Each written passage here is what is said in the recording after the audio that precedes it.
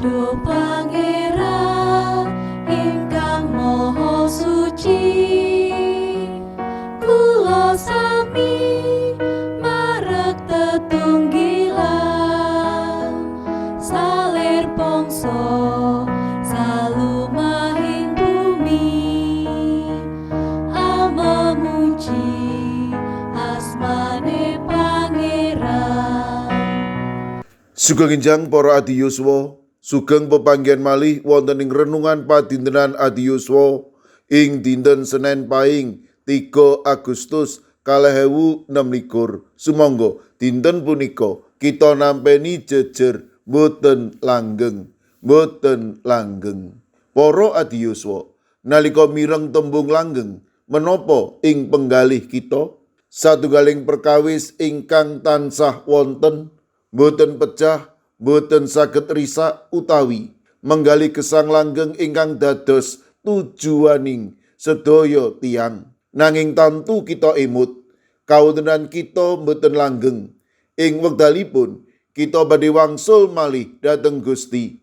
Kanthi mekaten sedaya prestasi lan bondo kadonyan ing jagat badhe sirna.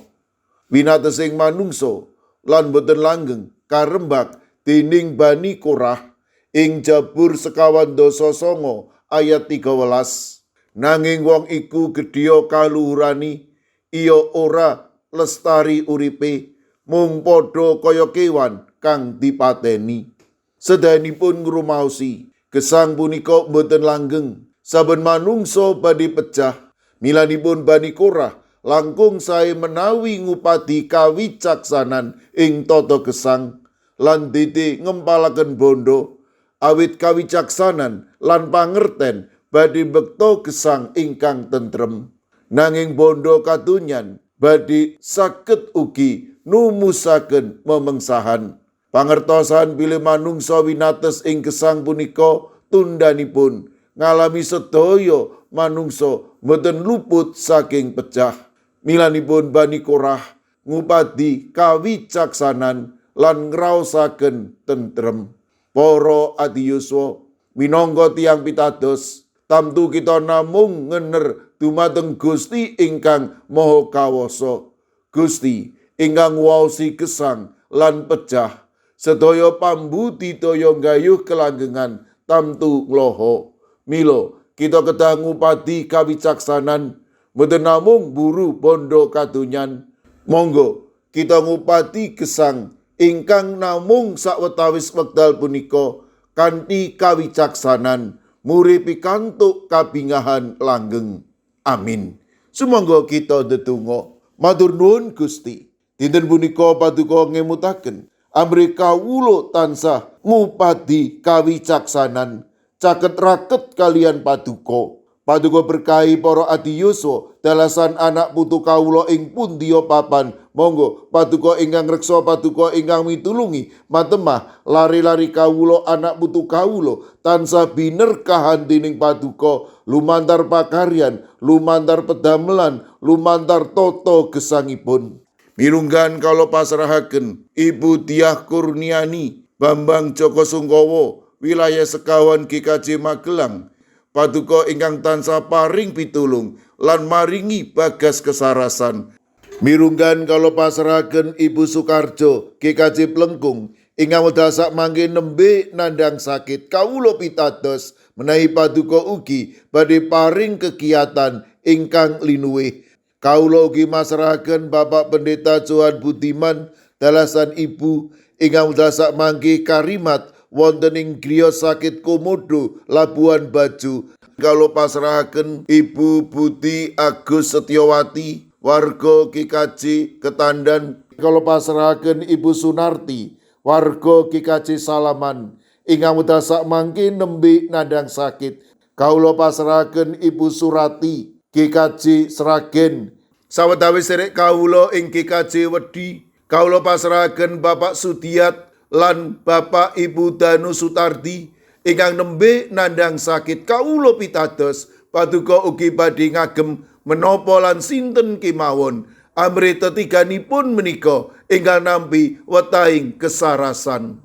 Mirunggan kalau pasrahaken Ibu Agustono wilayah gangsal ingkang dasak mangke nembe nandhang sakit kawula pitados menawi paduka ugi badhe ngreksa lan paring pitulung matemah pikantuk wetahing kesarasan boten kasupen kawula pasrahaken lari astama kusala wayah puyutipun Ibu Sukarjo ingkang dasak mangke nembe nandhang sakit sawetawis sedherek kawula inggih kajeng gondang winangun kawula pasrahaken Ibu Rusminah, Bapak Paryono, Ibu Suwarni, Bapak Karsono, Bapak Marsudi Raharjo, Ibu Lagimin, Bapak Suyatno, Ibu Menik Salio, Bapak Jarod Sukmono, sedherek Agus Supardiono, sawetawis sedherek kawula inggih kajeng Magelang, Ibu Bambang HN, Ibu Sri Winanti, Mbak Cilik, Bapak Wiharto, Bapak Mangku, Ibu Pratiwi wonten ing pamulihan. Sawetawis sedherek kawula inggih kajeng Guntur Geni, Bapak Y Sudenal, Bapak Y Rasidal, Ibu Sartini, Bapak Ibu Supriyono, Ibu Joni, Ibu Daniel Suharyanto, Ibu Pratono, Bapak Stefanus Ngadiono. Kawula pasrahaken sedherek kawula ing pugeran, Bapak Minto Taruno, Bapak Sugiri. Kawula pasrahaken sedherek kawula inggih kajeng Telepok, Ibu Wiryo Sumarto, Bapak Yutam, Bapak Karyadi. Sedherek kawula inggih ITC Trangkil Pati, Bapak Ibu Karyo, Bapak Ibu Toyo, Ibu Nani Cahyono. Mekaten ugi kawula pasrahaken Ibu Otniel Ngatius ing Wonosari, Bapak Yohanes Kuncoro inggih kajeng Immanuel Solo, Bapak Wijongko inggih kajeng Sedayu, inggih kajeng Pamong Utomo Kalinegoro Magelang. Kawula pasrahaken Bapak Mardiono, Ibu Marsudi lan Ibu Sri Widarti. Kawula pasrahaken Bapak Yohanes Mudadi inggih kajeng Tuban. Kawula pasrahaken sedherek kawula inggih kajeng Wonosobo, Bapak Yusuf Sunaryo.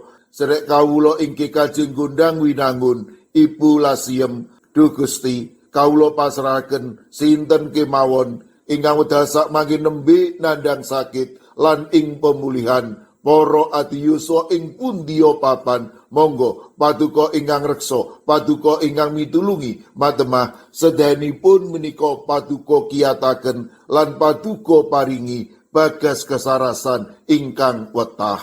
Kawula pasrahaken sedaya pandonga pasambat kawula wonten ing asta paduka Gusti kawula Yesus Kristus. Amin. Sumangga para adiyuswa kita tutup pepanggihan kita renungan padintenan adiyuswa kanthi ngrepekaken kidung. Sumangga.